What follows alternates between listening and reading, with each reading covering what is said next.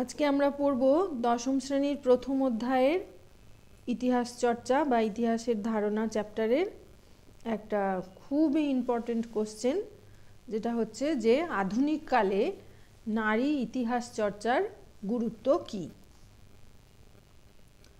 এটা 8 নম্বরের কোশ্চেন তোমাদের আসতে পারে, আবার 4-এও আসতে পারে। তোমরা ভালো করে শুনবে বা যারা পারবে তারা লিখে নেবে। এবং অনেক অনেক বন্ধুদের কিন্তু এই কোশ্চেনটা বলবে বা আমার এই সাবস্ক্রাইব করতে বলবে, যাতে ভালো হয়। হ্যাঁ, ভিডিওটা শেয়ার করবে, তোমাদের বন্ধুরাও অনেকে উপকৃত হবে। এই কোশ্চেনটা খুবই একটা ইম্পর্টেন্ট কোশ্চেন। যারা লিখবে তারা লেখো, আর যারা লিখবে না তারা মন দিয়ে শোনো।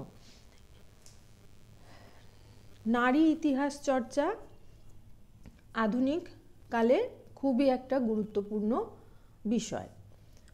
কারণ কি, প্রাচীনকাল থেকে আমরা দেখে এসেছি যে সভ্যতা, সংস্কৃতি সব কিছু ক্ষেত্রেই নারী জাতি পুরুষদের দ্বারা প্রভাবিত এবং পরিচালিত।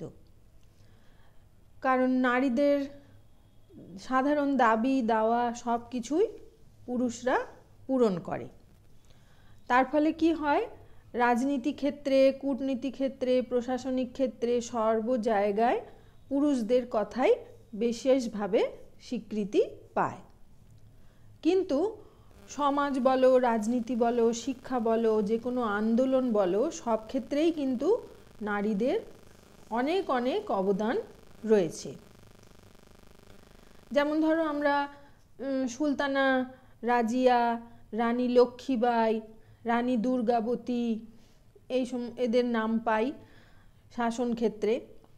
তারপরে বর্তমানকালে আমরা দেখেছি ইন্দিরা গান্ধী, হ্যাঁ, শেখ হাসিনা ইত্যাদির নাম।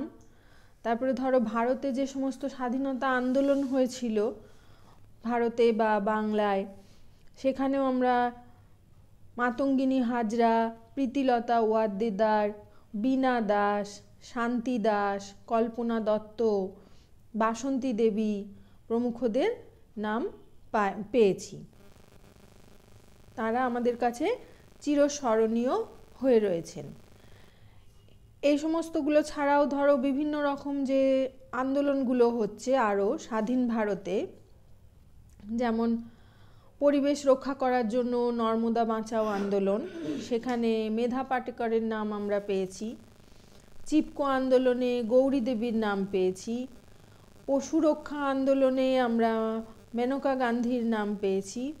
হ্যাঁ, এনারা সকলেই কিন্তু যেমন তাদের ক্ষেত্রে যথেষ্ট কাজকর্ম গুরুত্বপূর্ণভাবে করেছেন, তেমনি প্রশংসার দাবিও তারা রাখেন।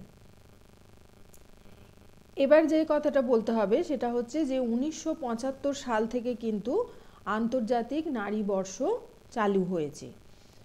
আর 75 থেকে 85 দশক পর্যন্ত নারী দশক হিসেবে পালিত হয়। আর 1970 থেকে 70-এর দশক থেকে এই নারী ইতিহাস চর্চার ধারার সূত্রপাত হয়েছে। এটা প্রধানত এসেছে ইংল্যান্ড এবং আমেরিকার থেকে। এই নারীদের সম্পর্কে বা নারীদের যে চর্চা করা, ইতিহাস চর্চা করা, সেই নিয়ে অনেক গ্রন্থও রচিত হয়েছে ভারতে এবং ভারতের বাইরে। ভারতে নারী বিষয়ক যে সমস্ত গ্রন্থগুলো রয়েছে তার মধ্যে উল্লেখযোগ্য হলো ওম্যান ইন মডার্ন ইন্ডিয়া। এই গ্রন্থের লেখক হচ্ছেন নীরা দেশাই। তারপরে ওমেন ইন মডার্ন ইন্ডিয়া আর একটা বই, যেটা লিখেছেন জেরান্ডিন ফোবর্স। তারপরে দ্য ইন্ডিয়ান ওমেন ফ্রম পর্দা টু মডার্নিটি, এই গ্রন্থের লেখক হচ্ছেন B.R. নন্দর। ভারতের নারী মুক্তি আন্দোলন, এই গ্রন্থের লেখক হচ্ছেন হিরণময় বন্দ্যোপাধ্যায়। এই বইগুলো যেমন ভারতে জনপ্রিয়, তেমনি ভারতের বাইরেও, যেমন ধরো মেসোপটেমিয়া সভ্যতার পরিপ্রেক্ষিতে সমাজে যে নারী নির্যাতনের একটা প্রয়াস চলেছিল সেই নিয়ে একজন বই লিখেছেন, তার নাম গেড্রা লার্নার। বইটির নাম হচ্ছে দ্য ক্রিয়েশন অফ প্যাট্রিয়ার্কি। ঠিক আছে, এই রকম ধরনের বই বা গ্রন্থ যেগুলো নারী ইতিহাস চর্চার গুরুত্বকে আমাদের সামনে তুলে ধরেছে।